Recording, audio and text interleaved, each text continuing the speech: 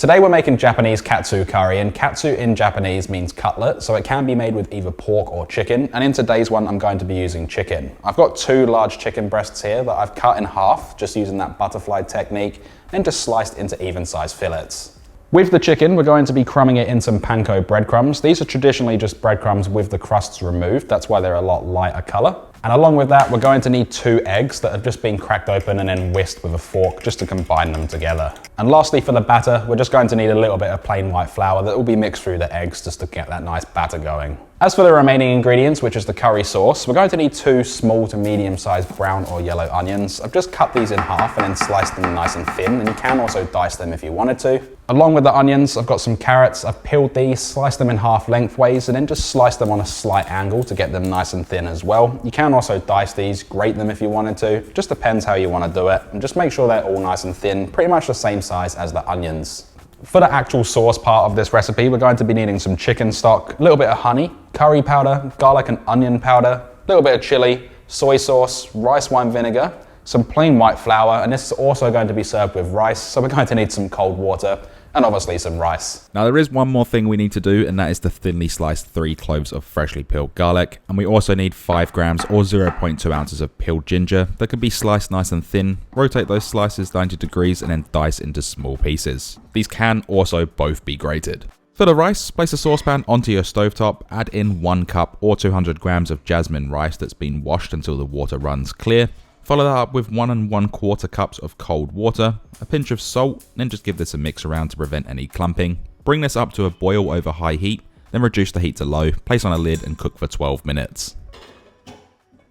Now to make our sauce, place a large pot over a medium-high heat, add in 1.5 tablespoons of vegetable oil, getting that nice and hot. Then we can add in the onions and the carrots that are both thinly sliced. We're going to saute this for about 5 minutes just to slightly soften them up a little bit. And we're going to mix this around regularly just so the carrots and the onions don't gain too much colour. We can then add in the thinly sliced garlic and the diced ginger, or grated if you've done it that way, along with a pinch of salt. Then just continue mixing. We're going to cook this for a further 5 minutes, so 10 minutes in total, until everything is nice and soft. Next to go in is 2 tablespoons of curry powder, which is that strong flavour that this sauce contains, and half a teaspoon of red chili powder. You can increase the amount to make it a little bit more spicy if you wanted to, and continue mixing this around for 2 minutes just for that flavour to infuse into the vegetables. With that done, add in 2 tablespoons of soy sauce, 1 teaspoon of rice vinegar or white vinegar, along with 2 tablespoons of plain all-purpose flour. We're going to cook this for 2 minutes, mixing it well. This is going to cook out the flour taste, and that flour is going to create a thick paste and also help with our sauce later on in the recipe. After 2 minutes, add in 500 milliliters of chicken stock or vegetable stock. Mix this around well, and we're going to bring this up to a boil. At this stage, it is a good idea to check it for seasoning, adjusting if necessary. And once it is at a boil, reduce the heat to low and cook this for about 6 to 8 minutes until nice and thick. Going back to our rice, this has been cooking away for 12 minutes. We can turn it off the heat, leave the lid on for a final 4 minutes, then remove that lid and fluff the rice up with a fork or a spatula to loosen up the grains, and we can pop this aside until we're ready to serve, and you can leave the lid on slightly open to keep it warm.